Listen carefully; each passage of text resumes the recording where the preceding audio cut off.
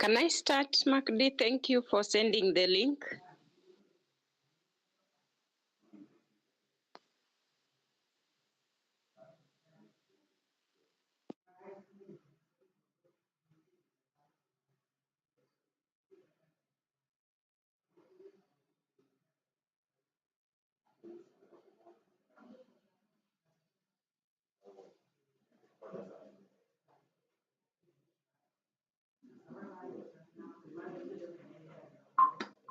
Tuma tu link sahi.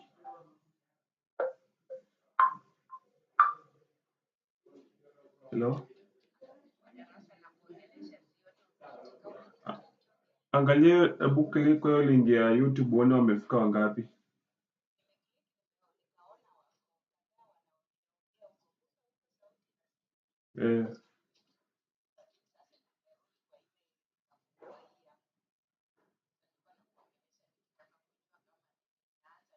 Sawa.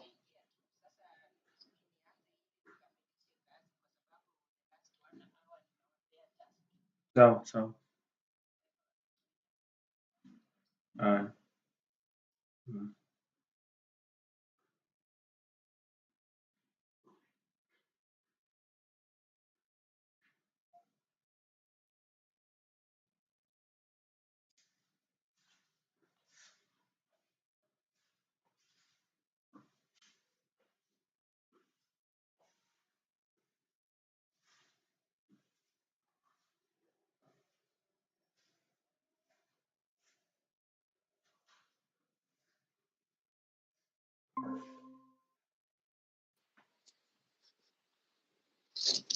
So we are starting our PSY 211 course this morning, and we want to start with our topic 5 on motivation. So let us see how much we can cover at the end of the lesson. Just like the other lessons, you'll have a task to do. So from 10 to 11, we shall have a group task, which you will be expected to do and post on the group forum. A few of us had raised a concern that the group forum was not working, but it is now okay. So you are supposed to post last week's task and this week's task. So as we start off with this particular topic, we want to say that as teachers, we are going to deal with learners who once in a while will not be in that correct mood to learn. They will not be in a set mind to learn. So once in a while, we have to employ our trained professional skills to ensure that learning continues to take place, even when learners are not very ready to learn. And that means we must employ our skills of motivation, our skills of having them internally and externally driven to at least attain something at the end of every session of our teaching. So we want to look at motivation, and we shall start by looking at the term motive, which I want to say is that drive within an individual, something within a person that prompts them into action. Sometimes motives are expressions of a person's needs or wants, and hence they might be personal or internal. Sometimes they may be external, and that means they may be determined by an external stimulus. So motives majorly serve to provide direction to human beings or human behavior, and in our particular context, they serve to provide direction of learning behavior. So when you motivate the learners, then you will direct the learning behavior towards your intended goal or towards your intended objectives. So we have that outward stimulus, which is the teacher and the conducive environment that you provide that gives the learners a general drive or motivation. So what then do we mean by the term motivation? It is that internal process. It is a process, stages. It is an internal process and external incentive that inspires an individual or a learner to work efficiently to satisfy his or her needs, his or her motives, his or her desired ends. So whenever we bring about motivation around a human being, we are touching on those internal processes, the internal drive to perform a task, and we are also engaging the external incentives. When it's an external one, it is just an incentive. You're just trying to give an incentive. But when it is coming from inside, then it becomes an internal drive. So we can quickly look at the motivational process. What really motivates us? What really drives human beings to perform specific tasks or to perform specific behavior? I hope all of us have this soft copy of the content that I'm sharing. I shared it to 3 class reps this morning, and I hope they have been able to share to the rest, to the 2,200 of us, and that everyone is comfortably able to follow as we explain to each other. So, first of all, you must become aware of the needs. A human being can only be motivated when they become aware of the need for that particular accomplishment or that particular behavior. So our starting point in a motivation process is discovering why we must perform in a certain behavior. So for the students, you must be able to make them become aware of the need to perform well. So once the students become aware that when they perform well, there are many accolades that await them, there are many advantages of even just becoming literate, the students will then become internally driven towards that performance. So because they are self-aware, when you now bring up the incentives, the rewards, when you incentivize that learning process, then the fact that they are aware of the need to perform well, the need to acquire education, they will be automatically motivated towards achieving those goals. The second motivational process is the search for action.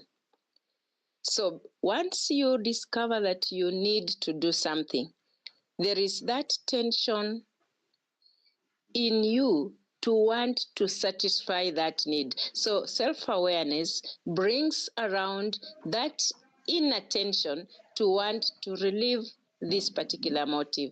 So the second one is now searching for action. So human beings will then naturally want to perform activities, perform suitable actions that will develop certain goals and make an attempt to achieve those goals. So for example, once the learners have become self-aware that they need to perform well, they need to achieve high scores, for example, in academics, then they will now be motivated to look for actions, to seek for assistance, to seek for those strategies that will make them work hard towards achieving those academic standards. The third process then becomes fulfilling of that particular need. Sometimes to many people, to many human beings, that might be the last cycle of that particular motivational process. But we have a fourth one where once motivated, someone goes to the fourth one. So the third one is normally fulfillment of the need. So once the individual becomes successful, earns that score, gets that good academic performance in case of learning, then the need is satisfied, he feels quite motivated, then there is that automatic need to discover a new need. It is quite natural. So he will then engage himself in constructive behavior. But if the attempt to satisfy that need is not successful, if the need remains unsatisfied, for example, then the individual will engage himself in some defensive or destructive behavior. So at the level of fulfillment, once you have made the learners become aware of the need to perform well, you have encouraged and guided them through to search for that particular action that gives them performance, then performance should become satisfactory. If it is not satisfactory, then the students will not be satisfied.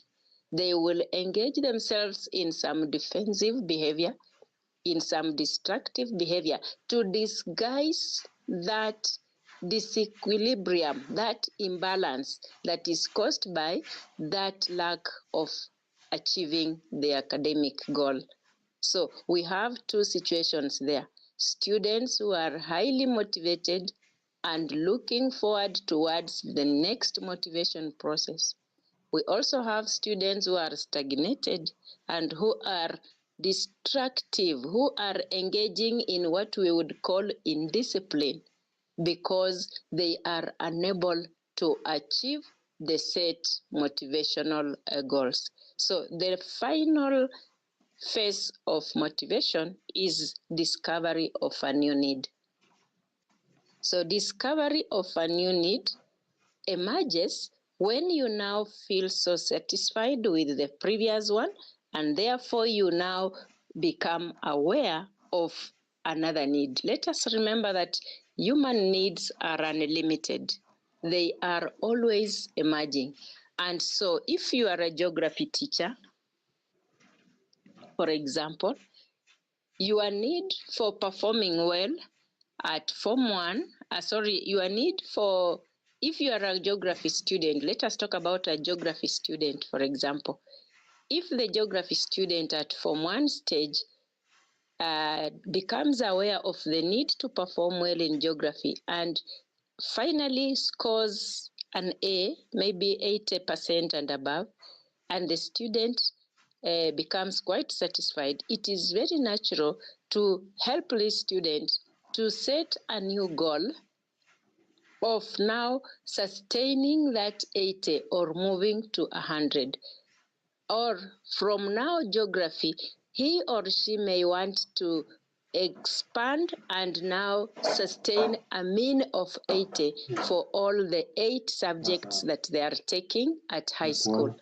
So you see the student wanted to perform well in one subject, but now after fulfillment, they discover a new need to perform well in all the other subjects. So motivational process is cyclic. It is continuous. There is no stop. It is simply discovering, becoming aware of a need, searching for action for that need, fulfilling that need, discovering a new need, and then starting to search for action to meet, to fulfill the newly discovered need. So as teachers, then, we must be prepared to continuously incentivize or reward the learners to discover their new needs, accomplish those new needs, and get satisfied and rediscover new needs. So that is how, using these particular strategies, the trained teachers that took us through our high school period were able to sustain us. From Form 1, we were happy. We happily moved on to Form 2. At Form 3, we sustained the tempo, and we could not see how we were not going to go to university. So at Form 4, we were highly sustained. we had highly sustained our motivational level and we wanted to achieve this particular need, the need to finally pass KCSE. So when you are teaching in class, start small. Start by setting those objectives. When you enter your business class, tell them today we are going at the end of this lesson. We should be able to identify features of a good warehouse. So you teach for the 30 minutes. At the end of the 30 minutes, the students already know and they are motivated and they are looking forward towards knowing the different features that should be found in a warehouse. So we now want to look at types of motivation. They are normally majorly two. I've just explained the motives, the inner drives, and the incentives. So when we talk about motivation, we normally categorize it into the intrinsic motivation and the extrinsic motivation. From the word intrinsic, we are simply talking about internal, a drive that comes from the human being. It stems from the desire just to become effective, to perform a certain behavior for its own sake. Learners just enjoy performing because it gives them a sense of satisfaction, for example. We have learners who are internally or intrinsically motivated in such a way that they just want to understand the dynamics of mathematics, of solving, of factorizing, of simplifying equations for the mathematics classes. They just want to understand the law of flotation. What is this? What is this that makes a ship float? They just want to understand, and it satisfies them to become knowledgeable. That is intrinsic motivation. So such learners enjoy the activities that they perform because it brings a sense of pride, a sense of satisfaction. They enjoy doing things out of curiosity. When you take these learners, for example, to the laboratory to try to use an egg, for example, in an osmosis or diffusion practical in biology. So they just want to enjoy something like, how does osmosis take place? So they are just having fun. So such learners, we say they are internally motivated because they do it for the sake of satisfaction. We have the other category of motivation that we call extrinsic, from the word external.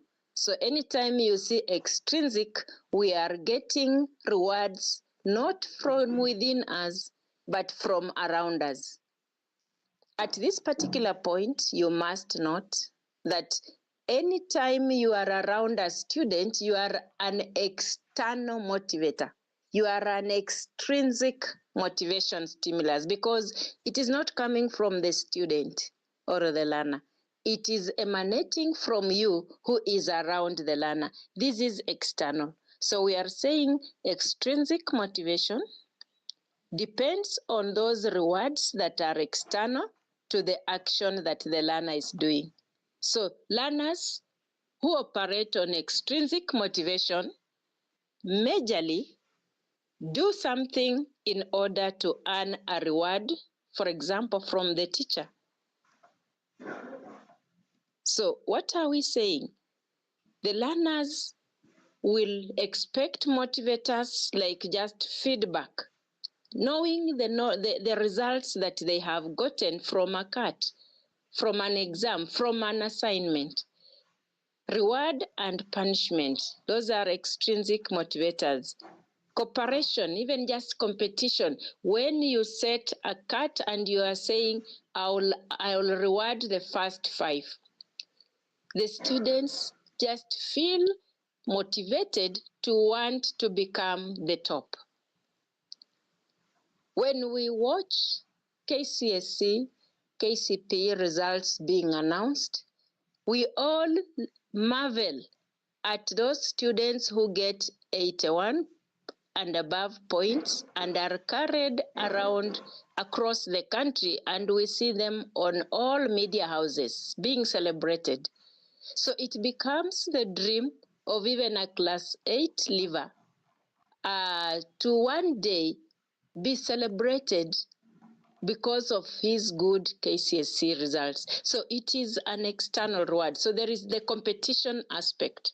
So in class, then you should be aware that we have two categories, and the second category heavily relies on your skill as a professional teacher to be sustained.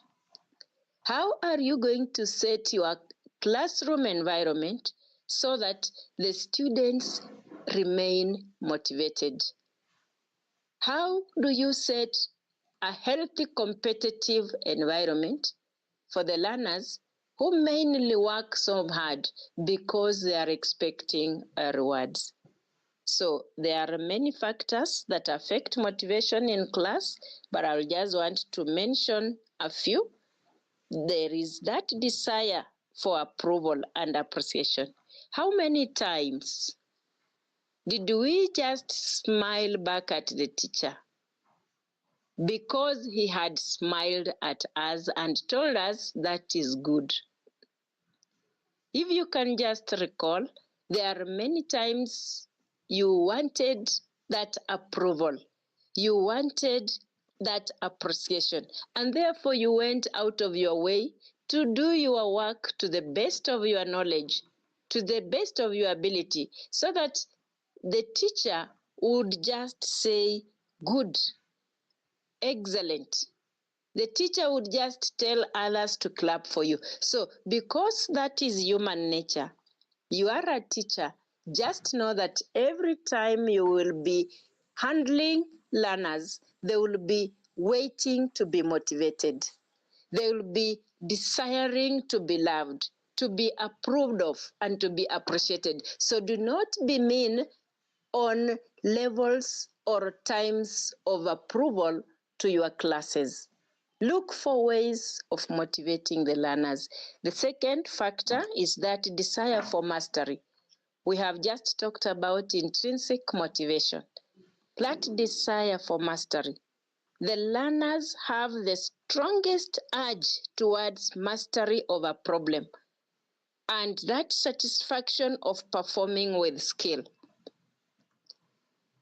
At one point, calculus may have been a little bit difficult for you at Form 3.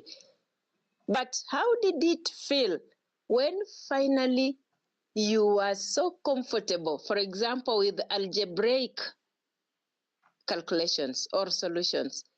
You came up with answers so comfortably after realizing that if you follow the following 4 stages, you can easily come up with a concrete answer to any calculus problem that is presented to you.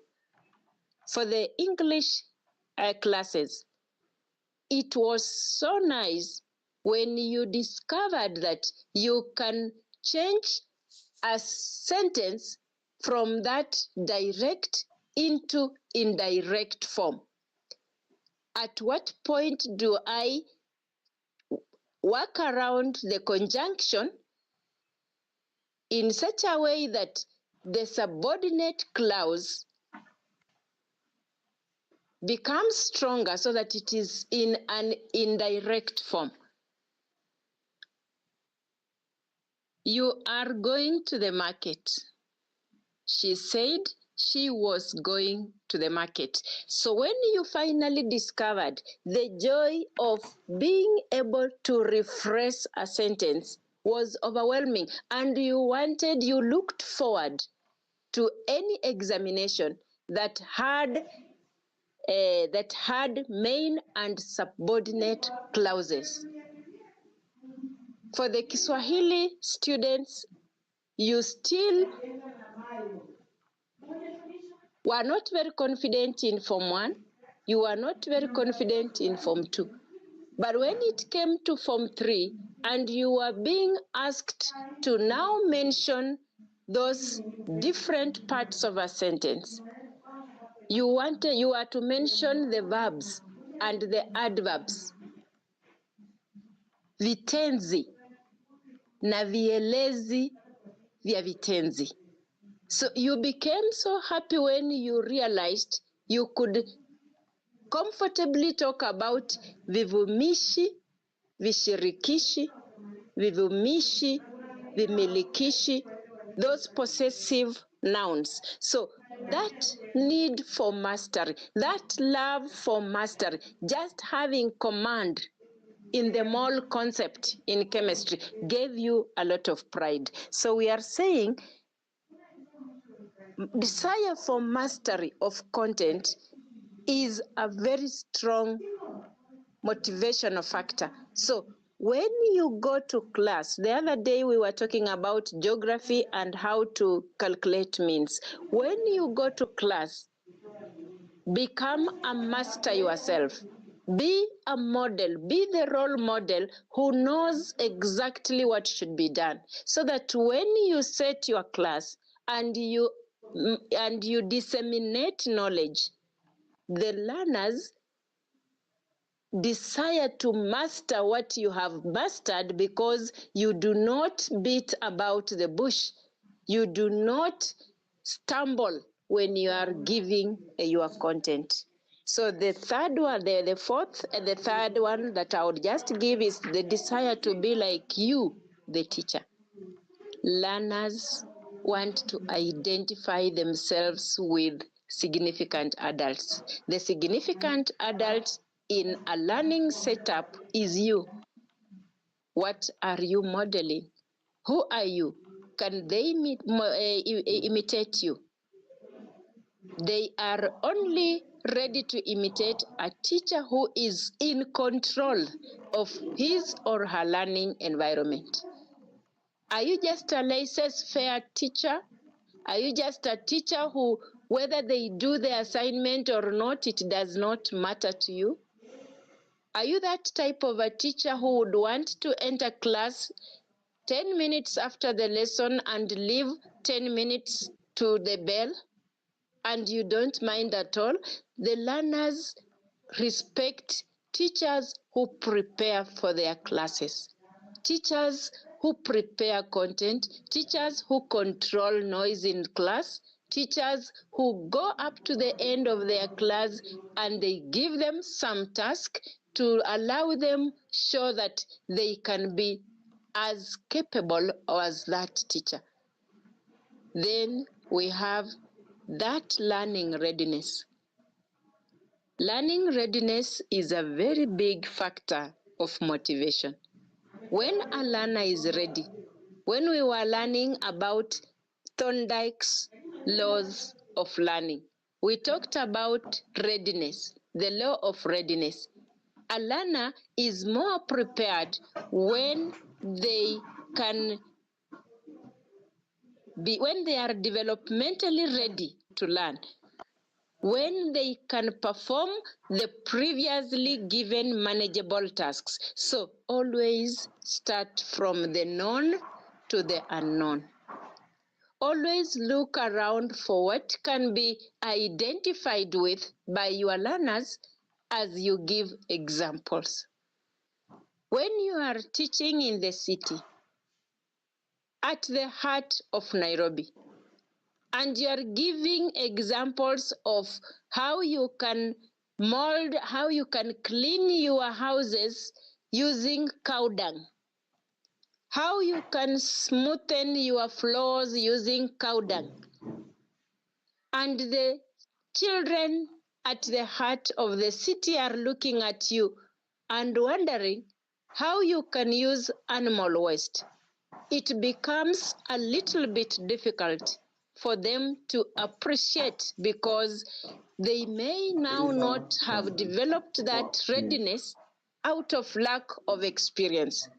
So if we are talking about hygiene in the city context, It would just be prudent for you to talk about dusting the house, mopping the rooms, spraying the rooms. When you are deep in a village or rural setup and it's not a boarding school where you know that most of these students have experience with mud houses, sometimes we have villages where we have those modern houses. However, they will be interacting with their friends, and therefore somehow they see animals everywhere in the reserve, in the village setting. So you give those examples. You cannot give examples of coconut soup or coconut cooking and using coconut in an area where coconut has not been seen. For the ECD teachers, those pre-primary and primary section, our colleagues taking the early years of learning, look at the learner's experience. So I've just given 4 different environments that would, or factors that would affect motivation in class. So ensure you offer those particular factors, environments, at whichever level, even at university. A human being is just a human being. I'm repeatedly saying technology may come. It may come in all forms. But a human being with their learning ability given by God the Creator remains paramount. It cannot change. It can only be facilitated by that external environment, the technology. But the intrinsic, you cannot be intrinsically motivated by technology. It has to come from your heart. It has to come from your psyche. So there are 2 things that we must try to really balance here. Let us not overuse technology because it can never replace the natural human capacity. So in a classroom, please get that. So this morning, I want to take you through 2 theories that will explain and give you at least a direction or a basis on which you can always bank as you go about your businesses, as you go about your learning practice, your teaching practice, so that you are able to motivate. So these are just foundations that can help us motivate the learners, and based on them, we can also see that sometimes learning can be demotivated without us knowing. And with the knowledge of these 2 theories and many other theories, we can always find a way of reviving learners who are not performing well. So whenever we talk about the theories of motivation, we have several underlying factors, and I'll just mention them. All the motivational theory posit that all actions performed by an individual are behavior. And at this point, I want to say that learning is behavior. Knowledge acquisition is behavior. So all actions performed by our learners in our classroom are behavior. Listening to you, responding to you, smiling at you, getting tired while in class, all that is behavior. Then 2, all these theories of motivation posit that behavior occurs in response to a stimuli or a stimulus that either promotes it or decreases it. So in our situation, we can say learning majorly occurs in response to the learning setting that is provided. So the learning environment can either promote the learner's level of understanding, or it can demote the learner's level of understanding. Then 3, it is important to note that all motivational theories posit or emphasize that learning occurs in response to reinforcement. and that reinforcement can be extrinsically provided by the environment or intrinsically provided by the behavior. So what is it that a teacher must know based on all the theories? That the environment plays a major role, and the results of a behavior also plays a major role. Then lastly, all these motivational theories posit that a positive reinforcement must be carefully selected for it to be effective. It must be carefully selected, be consistently used, and be correctly applied for it to become effective. So we want to look at the first theory, Abraham Maslow's motivational theory. Sometimes it is just called the needs theory or the hierarchy of needs theory by Abraham Maslow. So we are looking at the hierarchy of needs. And hierarchy is showing the ascending order of needs. So from the word ascension, from the lowest need to the highest need level, we get the word hierarchy. So Abraham Maslow came up with a theory or a set of assumptions that explain that all human beings have some needs. But those needs, within those needs, some needs are stronger than the others. And therefore, some needs have to be fulfilled before others can be met. So, just the way we've looked at the motivational process, according to Abraham Maslow, there is no way a second need shall be fully met unless the first level of the needs, the lowest hierarchy of the needs, is met. There is no way the third level of needs can be met unless the first two are met. And he came up with 5 levels of needs. So his hierarchy is in terms of levels in ascending order. So he gives us the lower order needs, and then he also provides us with the high order needs. So he starts his, I know you have my module, and therefore as we talk, you are able to see my diagram. We can see that the first one is physiological needs, which we generally call basic needs. Please begin with the word physiology. That is not psychology.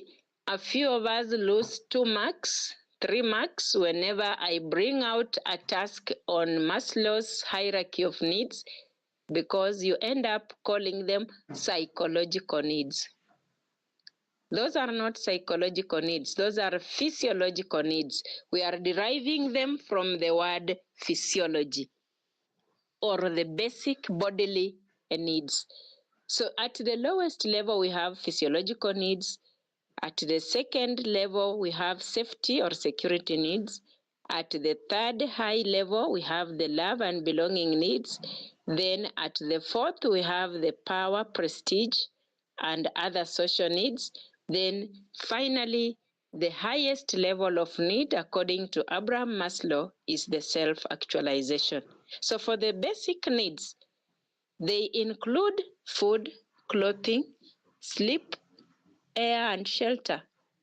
Other books talk about sex for procreation, not sex for fun, sex for procreation. It's a basic need in humanity. But at student level, we are looking at those basic needs of a human being. And at this particular point, in a school setup, if the learners are not satisfied with the provision of this food, these physiological needs, then they will become defensive and destructive. So you go back to the motivational process. Unless a need is met, or fulfilled, there will be some maladjustment in personality and some disorder will emanate. So in our school environment, we can have a conducive environment just like having a clean classroom. That is now air and shelter. A clean dormitory. We should just have enough food that is of balanced diet. For the teachers and the workers, you can provide school fees loans to them so that they can meet, or some loans to them so that they are able to meet their basic provision needs for their families. So you realize that according to Abraham Maslow, learners may burn down a dormitory not because the dormitory has any issue, because in the kitchen the ratio of food is so reduced or cooked so badly that they are so disappointed. So that anger creates aggression. The learners become angry, and because of the adolescent stage, they may go overboard, overreact, and that group or psychological mob justice is what causes that particular strike, unrest, or burning of the hostel. The second level is the safety and security needs. So once the basic needs have been fulfilled, clean school, the compound is cleaned, the toilets are cleaned, the food is provided, then the second one is safety and security. So the safety needs are those needs from danger or any harm in our environment. So in a school setup, a student wants to feel safe with clear school routine, a clear school routine. It brings a sense of security in terms of programming. Fair school rules where there is no bullying. A child wants to stay safe in the dormitory, that there is no monalization, that there is no discrimination, there is no bullying. A student wants to be free from diseases or any misfortunes. For example, falling in a toilet. Some schools may have dilapidated toilets. Toilets that are almost falling or where maggots just flow out. That is not a safe environment. It breeds space for diseases. And therefore, if these particular needs for safety, safe sleeping conditions, not just a dormitory with glasses, where wild animals, snakes, frogs, insects that would come in and crawl and bite the learners are not able to come in. So a child will feel safe in an acceptable level of healthy conditions, clean water, clean sanitation. So as a teacher, as a trained teacher, find time and reach the corners that are never reached by teachers. Sometimes the students are sulking, shouting back at you on assembly because the maggots are all over in their toilets and they are so pressed they cannot even relieve themselves. Sometimes the toilets are full, you can see the waste. I know most of us in this particular class can relate with a moment when you wanted to go for a long call and you thought twice about your toilets. And most of us removed our sweaters and placed them somewhere so that we don't go to class with a stench of the toilet. So such environments were not very good for us and we were not happy with them.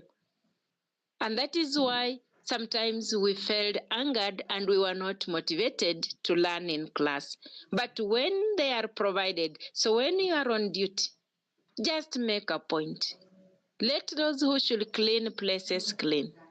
Let classes not be so dusty that students cannot even put their bags on the floor. And how can that be done? Let there be a routine, change of routine for those to clean the classes. This row cleans the class, this row cleans, next week the other row cleans, so that there is that sharing and rotation of duties. Let them be in a habit of just dusting their desks, wiping their feet as they come to class. It becomes routine and school becomes a safe place. We also have these barbed wires. I would like you to just imagine how many times you were scratched by a barbed wire while in primary school. So next time you think about fences, guarding flowers in a learning environment, think about what it would do to the learners and find a way of advising management, because you'll be a practicing teacher. Your word will be respected. Advise that while playing, while we are guarding the environment, this may cause a very serious injury to the young learners who are very playful. Even the adult learners, it will tear their uniforms, it will tear their shorts, their skirts, their trousers. It will give them tetanus because those wires, when they are rained on, they become stained. So that one is for the safety, and it is a very, very important level of a learning age. As we're going to see, the other higher order may be for few, but at basic and especially safety and security, let us be cautious. So as a teacher, ensure that there is no child who is withdrawing. As the term continues, there is that withdrawal because the deskmate cannot allow them to even share the books, the learning resources. Then we have the social needs. As the student moves up the ladder, any human being, of course, we're just narrowing it down to the students, but for the social, love, belonging needs, we also call them affiliation needs. All human beings feel the need to love and to be loved, to be identified and to belong to a group. So that desire to belong to a group can be motivated in a school environment. Let learners belong to informal study groups. It actually satisfies their social needs. Let teachers just show some interest in the learners. Do not despise your learners. They are human beings. They are in your custody, fine. They are getting your knowledge, fine. But they are human beings with needs that are both biological and environmentally oriented. So how do you handle the learner? Even the learner whom you feel is a social misfit. How do you appreciate a learner? We just learned the other day that you punish what should be punished, but you leave the learner alone. So when you are punishing the mistake. So when a learner has made an error and you have punished the mistake, please remember to reach out to the same learner because he or she desires to be appreciated as a human being. So create group discussions, create clubs and societies. Let us have as many societies as there are subject combinations. Let us not dwell on science club, mathematics club. Then we don't have even the CRE club. Those clubs can give learners a sense of belonging. So that is the third one. So remember to create those informal groups. Remember to come up with a study group. Remember to come up with anything that will make them be loved. Please bring out motivational sessions where you even release class-based results as a classroom teacher. Release those results to the learners and reward those who have performed well and encourage those who have not done well. We have the fourth need, according to Maslow, the esteem or status needs. From the word self-esteem, we talk about an ego being massaged. When you massage someone's ego, when you praise someone, they feel very happy. They feel very appreciated. So in a school environment, praise for the job or performance well done, give them a position to hold when they do well, give them some titles, the best, the physicist of the week, the biologist of the term, the mathematician of the term, the English, you can talk about the best English student. Give them a badge. Those badges that we identify with. Find a way of motivating the rest. When you give one, of course, we have those very sharp, like some of you sometimes took all the position one rewards, and the rest of the class looked at you and just wondered why they were not getting something. So after giving the best student a reward, the rest also still needs the esteem or status needs. So just buy a packet of sweets, something that, even popcorns, and give, or biscuits, and give the whole class for having improved in the main score. So once you give the whole class for improving in a main score, they will know that my marks contributed to the improvement of my class main score. So next time, they will still be motivated to raise their mark, because they know that their mark matters when it comes to bringing the main score. I've looked at your tasks in the group forums, and sometimes I marvel at some of the group work that is done. Of course, I don't comment there. I take notes. I go back to my groups on my hard copy papers, and I award marks and make notes on my hard copies from the 101 groups that I created when the semester began. So sometimes I look at the way you've responded. I think the last time I looked at group 44, the work for group 44, and I felt that was excellent. And I think on the group forum, I still went back and wrote there, this is good.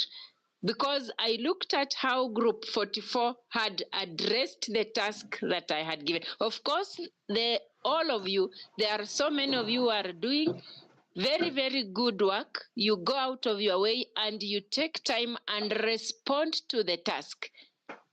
So you can still do something within a group that even marvels the teacher and he motivates you.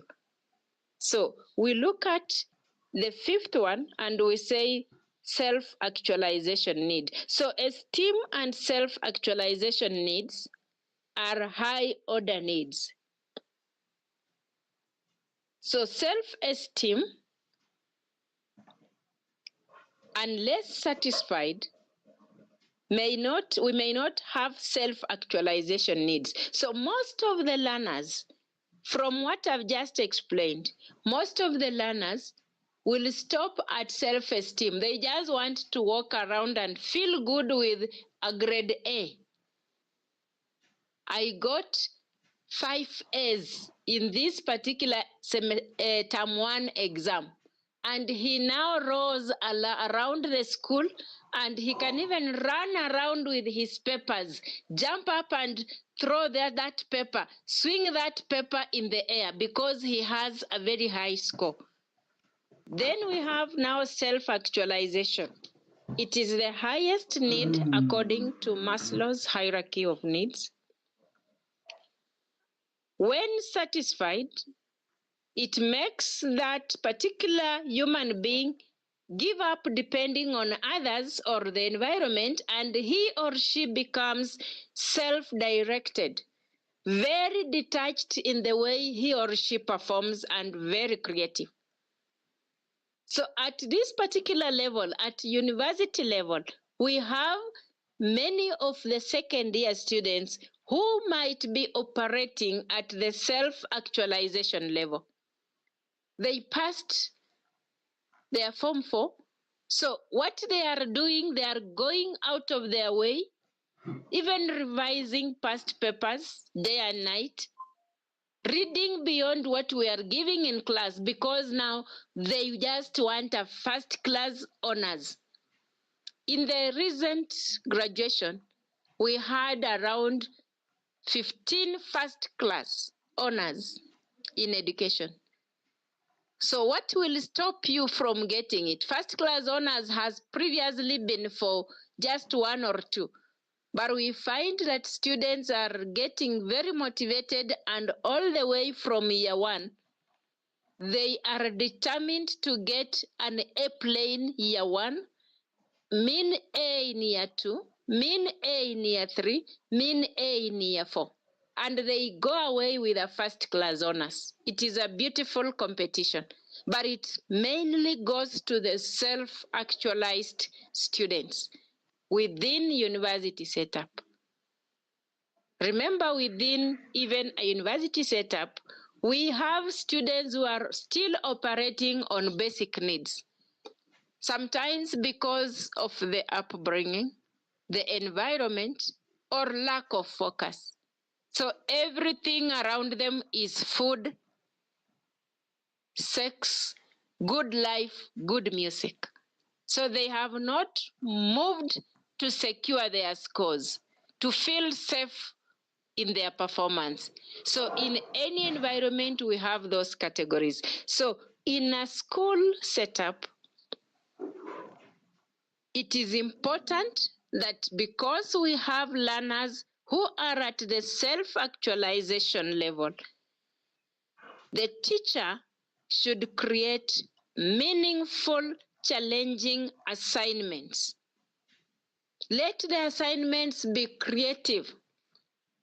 Give them a task, give them a project in the science laboratory, and give them a week to come up with a solution. For the computer students, give them a software to develop. Those students who are self-actualized will stay overnight, will put it an overnight stay until they come up with the software, until their app is running.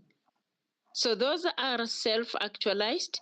So you can help to promote self-actualization by providing opportunities, ensuring basic needs are met, security safety needs are met, love and belonging needs are met.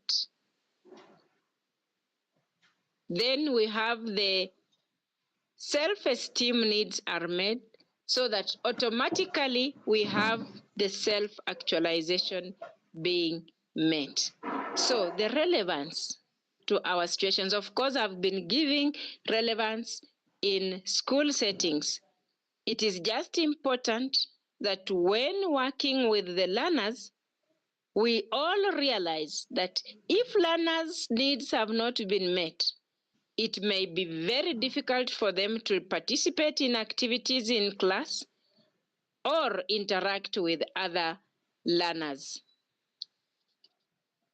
We also say if learners feel they are loved and they belong, they will work well.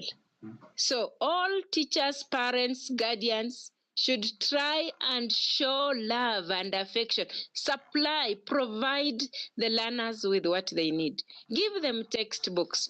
We go to some schools when assessing learners, and we get students sharing a textbook, 5 of them. And as a teacher, you really want to struggle and say, can you move to where a textbook is?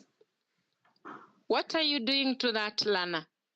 The ministry has given textbooks. So ensure the learners can be happy. They can have enough provision. Then, to promote self-esteem, let all of us, including teachers, parents, recognize and praise the learners throughout. Then, for self-actualization, let the learners be made to realize that there is nothing like impossible in actualizing their grades. And that is what I want to say in my class. A first class honors does not belong to the chosen few. It belongs to you, and it simply calls for pressing the right button, becoming motivated as a university student, getting focused, and doing your best. So we want to then look at the second theory.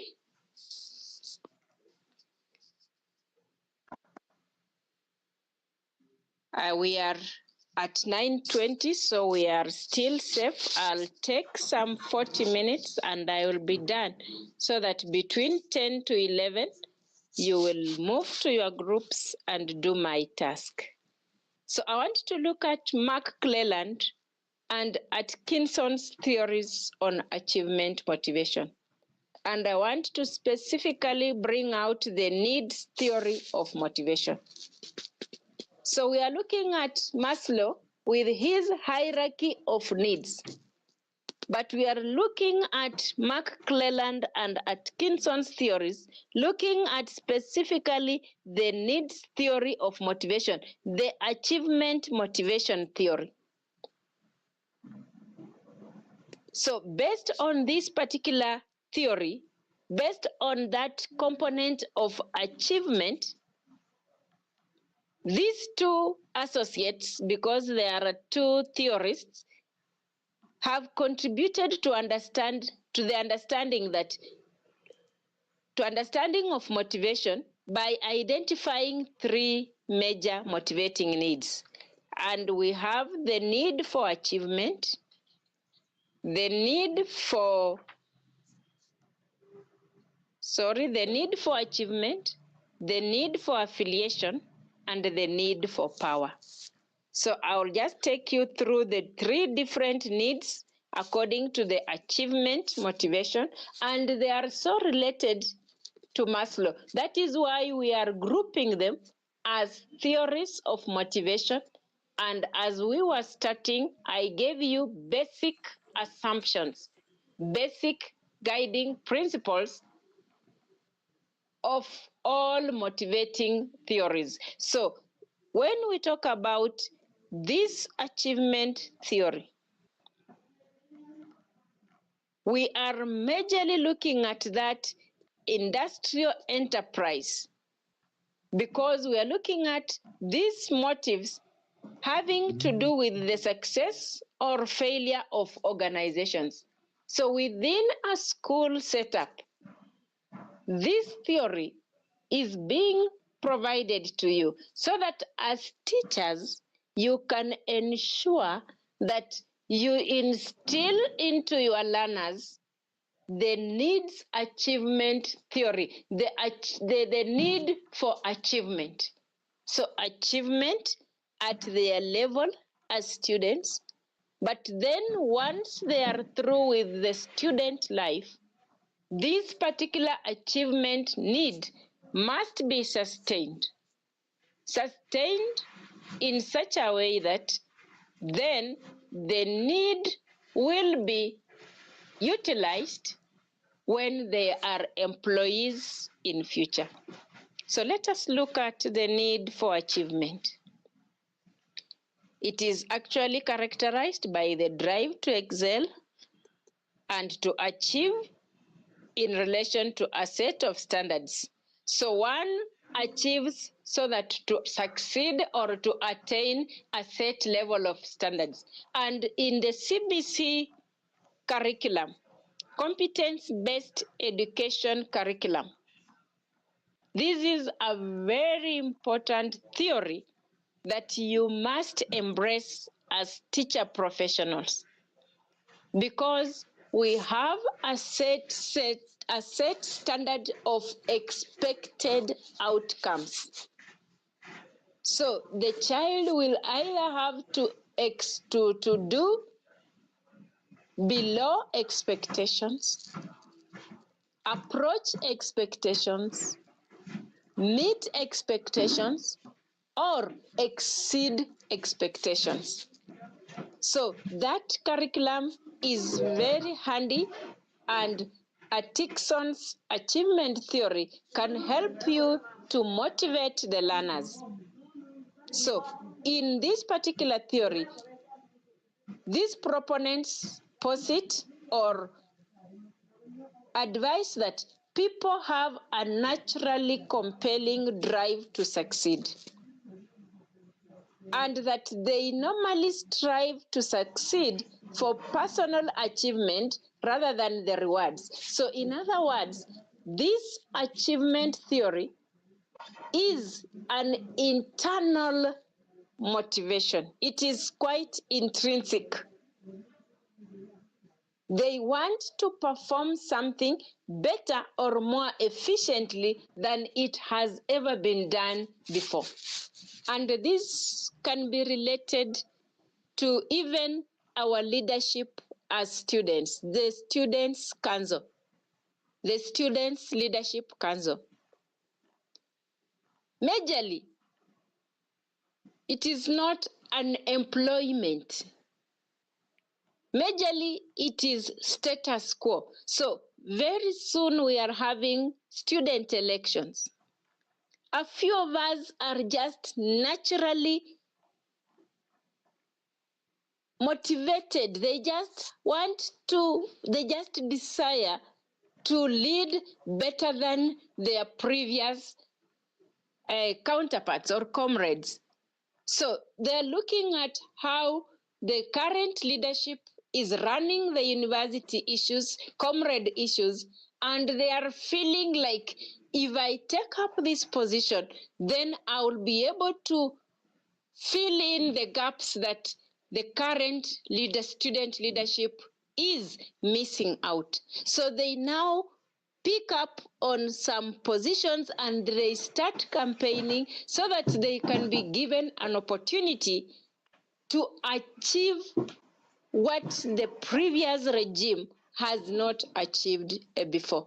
So we have several categories of high achievers, those with the need for achievement, and we can say we have them in different categories, and you will find them in a classroom setup. So with your full knowledge that this person with this character then is a high achiever, you will be able to apply your strategies of motivation to ensure that this person succeeds. So Mark Cleland and his counterpart identified 4 major characteristics of people with a strong achievement need.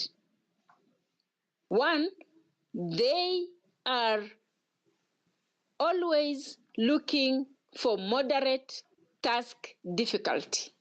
So they want to achieve tasks that are moderately difficult. They don't just want to be told to do things that are easily achieved. They are not comfortable with, for example, if I gave a task today in class, some of you are not comfortable with very easy tasks. They want a task that would challenge them. So what are we saying? If they prefer moderate task difficulty as an achievement incentive, then you must provide the best opportunity by at least giving tasks that are not too difficult, yet not too easy, that there is no challenge. So such people will feel very okay that at least they did it. They prove their worth when they accomplish a task that would be seen not as just straightforward. Then we have the second category of very high achievers. We have those who take personal responsibility for their performance. It happens on a daily basis. And it happens, and these learners that you will be facing on a day-to-day basis, we have those high achievers who prefer to have personal responsibility for the performance, even in groups. Even as I work with the groups of 20, among those groups, we have 2 or 3 high achievers who would want to take personal responsibility for the score that they get for each task that I give. They don't want to take anything for chance or for granted. They will want to read the final document before it is submitted to Dr. Nabiswa. They want to take personal responsibility for whatever score that I'll give. So those are very high achievers. In class, give them responsibility for performance. In class, provide tasks that bring or derive satisfaction from their accomplishments. Let there be that recognition that comes from within and not necessarily from others by performing the tasks. So we are looking at national schools. We are looking at extra county schools. Learners who already performed very extremely highly and are in high school, not to just perform, but to perform well. Even in county schools, we have those who, because of fees, they did not make it to national schools, and therefore they just want to take responsibility. They just want to perform for the sake of performing, and they don't need anyone to recognize them. So we have those normal group dynamics. Next week we shall be looking at group dynamics, or maybe for the last week of our teaching. We just have those group politics where other learners will feel these ones who want perfection are show-offs. They are showing off. But let us remember as a teacher that this child is doing it to, first of all, satisfy his natural high achievement need. They want to get everything perfect. When they raise up their hands to get clarity, they are learners who just want to do their best and get it right. Then we have those who are basically in need for feedback. High achievers, but they really need feedback, and mainly positive feedback. So they normally have a need for clear and unambiguous feedback on how well they are performing. They want to be told that you are doing well, however, put in more effort in this area, so that you are not just putting big ticks. Someone has written a good composition, well, but putting a big tick on a page and moving to the next page and putting another big tick and writing good discourages a high achiever who is in need for feedback. And majority of the learners are within this category of high achievers. All or 80% of the learners expect feedback that is unambiguous, very clear feedback. You have done well, but for question 2, you needed to have explained using examples. I have given you a task at the end of this class, and I have given you a task and I have said, post your group response to the group forum by 11 a.m. So students know that by 11 a.m., I'm expected to have finished the task and posted the task to the group forum. So I should not just give the task and leave it at that. It works against high achievers who need feedback because I'm marking the work. I'm reviewing your tasks. I'm assigning responses. So we have the need for feedback for high achievers. So please enable the learners to get satisfied from the activities they are doing by providing either verbal or written feedback. Then we have high achievers who are innovators. Innovativeness.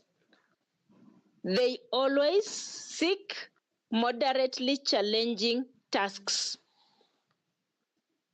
They always seek moderately challenging tasks. Then there is that constant search for diversity, for variety, for information to find new ways of doing things. That is why I was able to point out that group that did a task quite well, that when I looked at it, I was also impressed, and I had to talk to them on the forum, something that I am not doing, but I'm doing back on your groups in my hard copy documents. So we are looking at innovativeness.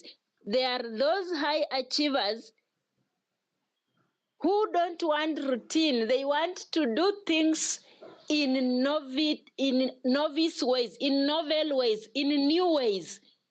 They want to come up with things. And this one is very good for the computer students, the ICT professionals, so that if an opportunity is challenging, then they work around it and ensure a different solution is found.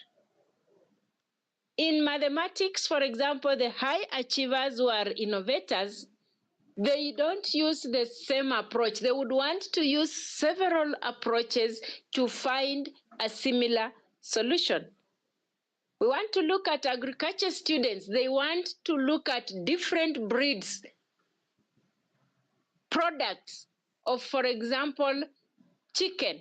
So they are looking at the layers and they want to mix up things, products, until they come up with the very fast growing chicks. They are the students who want to go out of their way and say, but in the grass we also have some minerals.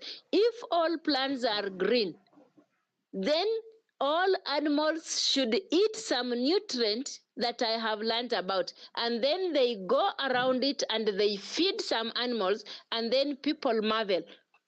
When we plant carrots, for example, when we planted our agriculture projects as we were heading towards university, the Form 4 project, some of us were so innovative that our product alone gave us that score in agriculture because of our creativity. So we are looking at this kind of achievement, this kind of need, according to McClelland, and encouraging all teachers to ensure that we embrace. So I've been looking at categories of high achievers under the need for achievement. So I want you not to confuse. I'm almost finishing, but I don't want you to confuse. That is why I have gone back to explain that we have three different types of needs. The need for achievement, which I've gone ahead to just single out category of high achievers. I've not given you category of low achievers because it may not be very relevant. So the implication for you as a teacher, I've tried to give you. It is important that you create training programs that teach learners to think like high achievers. Increase personal feedback to them, and develop that group spirit that reinforces high effort and success. So because this can be taught, let it just be taught in relation to even higher work performance. Let students know that as they learn, they are practicing how they will be working away from that school. Let learners understand concepts behind the need for achievement. Let us not breed laziness. In another school, I think Tenwek High School, I saw it in the newspaper, in the news. I was at Tenwek, a school in Bomet. Immediately after their last paper, these exams that ended recently, I think a school in Bomet in the Rift Valley, all Form 4s put their bags and boxes outside their compound after clearance next to the gate, and they picked brooms, they picked twigs of leaves, and they cleaned their school. They swept their school, lit those small pieces of paper and litter, mopped the classrooms, and told the teachers thank you, and they left. Those were boys. Those were Form 4 candidates, male students. A very big surprise. What had happened to such a student population? We have Form 4s whom the teachers were just cursing, and some of us are in this class. The teachers were waiting for the day we shall leave. This is a school where the students are in boarding, but on their last day, without the teachers talking to them, only the head of the school is there with the invigilators. The students looked for brooms, cleaned the school, and left. They had been taught on how to work with people. When you are leaving a place, how do you exit? You will still need that society. How do you live for those who are still occupying the space? So this is a very important need, and all of us need to train the students on how to become high achievers. Then need for affiliation, which is just a brief one. Just like Abraham Maslow, need for affiliation is characterized by the desire for that friendly and close interpersonal relationship. So we can easily identify individuals who are high on affiliation needs. We have those who have high affiliation needs and low affiliation needs, but we want to discover and motivate learners who are high on affiliation needs. It means they don't have them. They want to have them met. So what are we saying? That they can easily be identified because they are generally concerned about the feelings of other people. In a school setup, they are there. In our university setup, they are there. The students will be generally concerned about a sick student.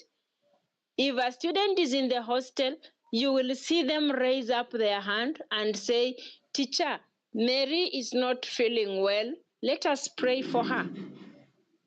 The class stands up to even pray for Mary. As a result of their concern, such individuals establish friendship easily. So they will mingle, intermingle, relate with anyone, and when they are not there, their absence is felt. Those who are low on affiliation, they tend to repel other people's needs. So with or without their presence, in fact, sometimes their presence is not celebrated. It is their absence that is celebrated. People are happy and smile and laugh when they are absent. When they are around, everyone is tensed and unhappy. So students can be motivated to establish friendships with others. Then such people who are high on need affiliation show socially desirable behavior or socially desired behavior. Sometimes they want to seek approval from you. Teacher, have I done it correctly? You will find them asking for feedback. One or two of you have asked me for the responses on their group forum tasks. That is a need for that recognition, that affiliation, that reassurance. Then they also tend to spend time on making themselves presentable. Sometimes you will see students looking excellent all the time. They will have their watch, they will have their books neatly arranged, they will have their pens very neat, and their handwriting will be sparkling. So sometimes when learners are in need of friendship, in need of recognition, of affiliation, they will tend towards exhibiting or manifesting this kind of characteristics. Please support them. Support them, because when the need for affiliation is achieved, is fulfilled, learning takes place. The last one is need for power. This is characterized majorly, according to Mark Cleland and Atkinson's achievement theory. The need for power is characterized by wanting to make others in a way that they would not have behaved otherwise. Can we do it this way? Just leave that. Let us do it this way. So there is that desire in individuals to control the environment and also control the human resource within that environment. Remember, I started by saying they are majorly enterprise needs. They can be applied in a work-related situation, and they can still be trained in learners. But you can see them in the learners. They are natural.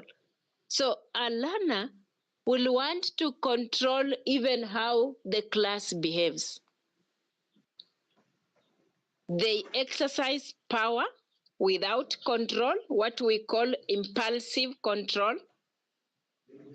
They don't hesitate to exploit others whenever their power has to be felt. They are institutional minded, and they tend sometimes, because they don't have that human feeling, they are quite a bit exploitative.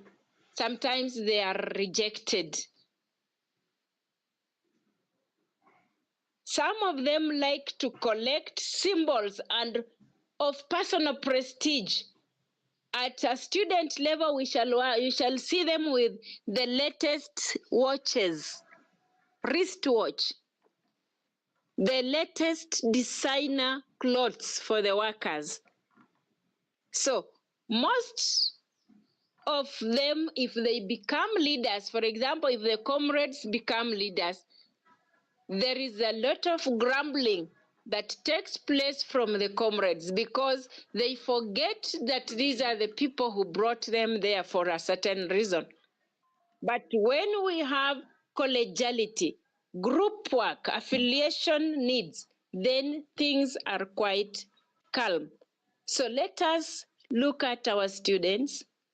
Let us see if they have the achievement need. Let us encourage them to work on it. If they have affiliation needs, let us see how we create a conducive learning environment.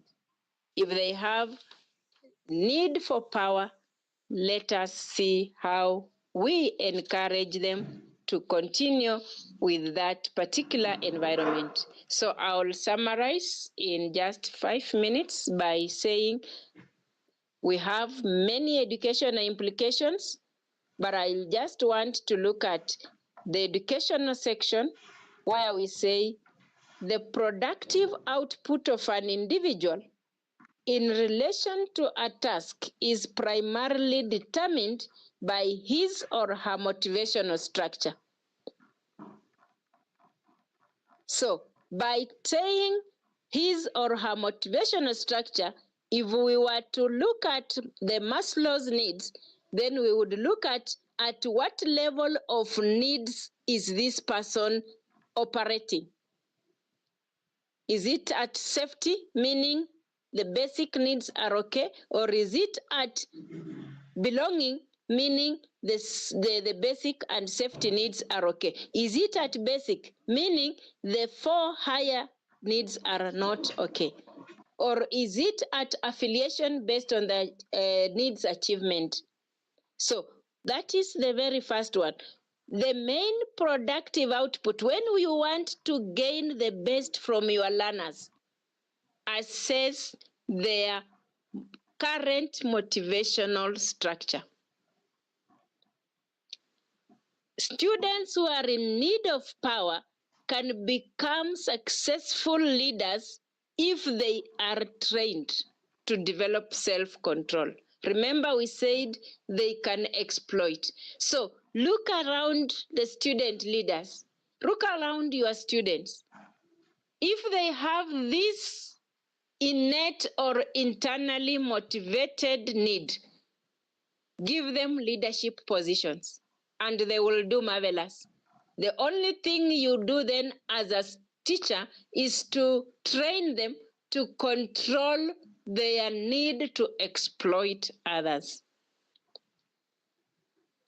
Then we say, creating a climate for, besides creating a climate for work in the organizations, a good teacher needs to be a motivational counselor of students.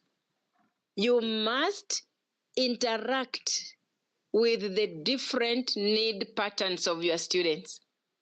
A student might be at basic needs in term 1. In term 2, he might have left the basic needs and is operating at the safety needs. That does not mean the school stops providing basic needs. If the school stops providing basic needs and goes on to decorate all buildings, everything is looking flashy, you go to that institution, the classes have tiles, but you can barely get a cup of a plate of githeri that is enough for lunch, the students will drop back to the basic need. So you must be a teacher counselor of all administration, all management, so that students' patterns of needs are well balanced. You're not just learning to go and become one of the youngest teachers, no. You are going out as a trained teacher, even on school practice, and you'll be given a task to do some critical. You will write a critique of one of the aspects of the school where you will go for your practicum 1 next term in May. When you go for your school practicum, you will criticize an aspect of a school. Please remember this topic. And because you know the patterns of motivation, look at maybe the structure of the school. Look at the school routine. Is it safe? Is it okay for the students? Is it serving its purpose? Look at the punishment, the reinforcement, and the negative and positive reinforcement that goes on every day.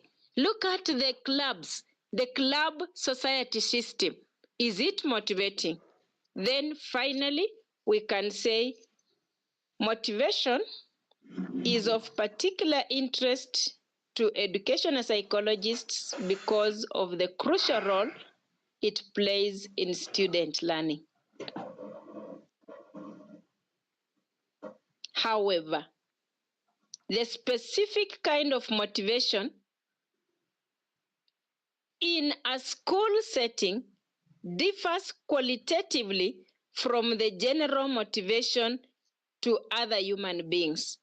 So remember, as teachers, that students are not always internally motivated.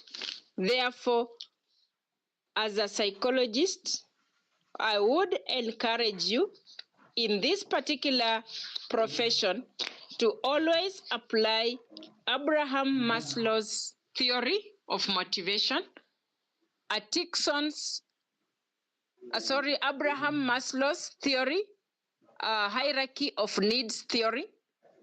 Also apply McClelland and Atkinson's achievement needs theory so that you will have a highly motivated learner's environment. So I think having done that for 2 hours, we are now delegating, or we are now taking the 3rd hour as a group task forum. Look at those notes. I've given you a task, and I'll be moving from one group forum to another when it is 10-15 minutes to 11, so that at the end of the day, every group should have done its task. Please do not push this task to the next class because there is no time. And I would like to look at it because this might be the last task I have given. The next time I give a task, it will now be a cut, our final cut. So these tasks have formed our first section of the assessment. So we shall have one final task on the last Tuesday of this particular semester, which is coming after 2 weeks. I think in 2 weeks' time, I'll give you a cut. I'll tell you how the cut will be in due course. But today, finish this task, ensure you are in a group so that I can identify you when I look for you in my master list. Thank you. Let us proceed to the learning management system. I'll be meeting you there online.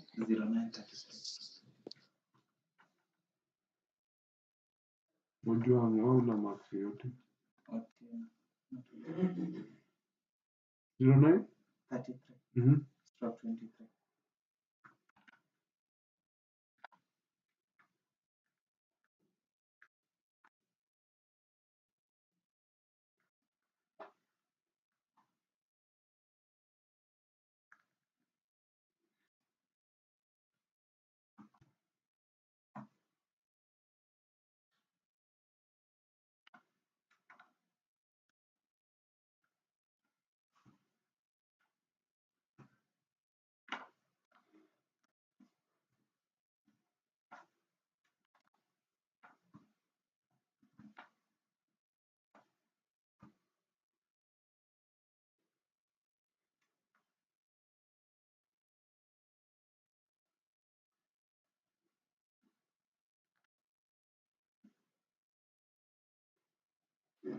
Many of us are asking for the assignment. The assignment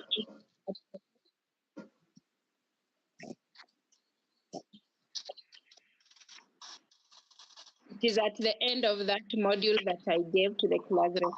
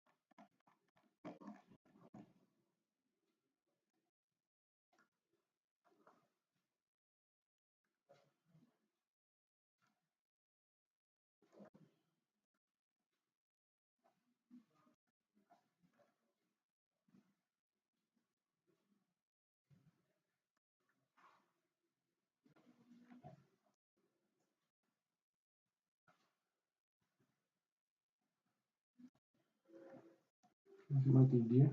0933 structure 23.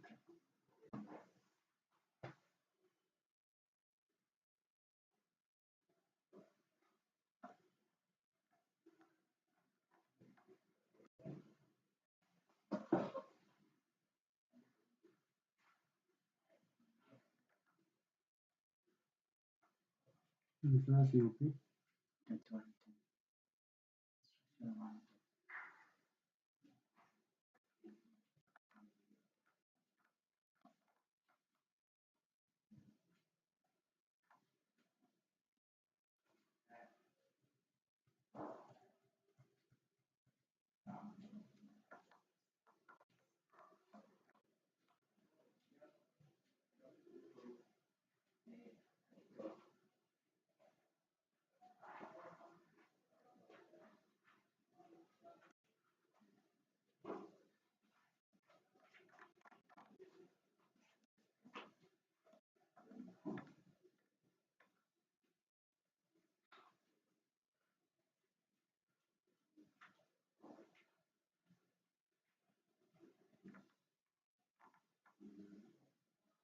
Hakuna 00000.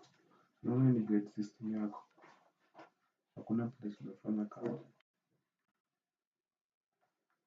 Kuna cut 1 March 2024. Hakuna. Cut 1 April 2024. Hakuna. Makeup cut April 2024. Hakuna. Sawa.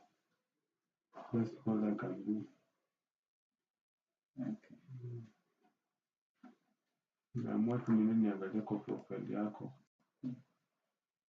Nilikuja kwa mark sheet. UP 21. Umesema 21? Nilikuja hapa kwa grades.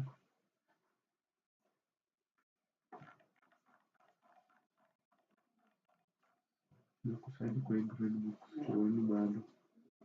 Well, just maybe utafute another option but hakuna hata kwa system ya kufanya kazi. Sawa. Oh, this is 22. I mean 21. 22 atakuwa na online cut. 21? 10, 21 hivi. Hauko hapa kwa nini hakuna? You did not enroll into that course. Unaona hizi ndio profile, hizi ni course zako.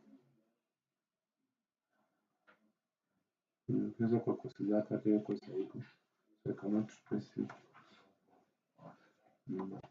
Hizi ni courses uko nazo kwa profile yako. Even the course is not there. Sawa.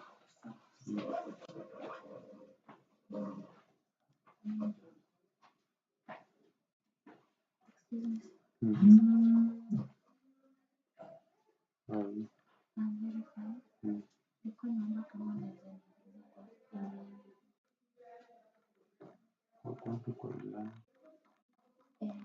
Mbona hakuanza kwa eLearning? Nilikuwa nimefanya kitambo. Sasa ndio nimerudi lately na nikafanyia readmission study. Student ID.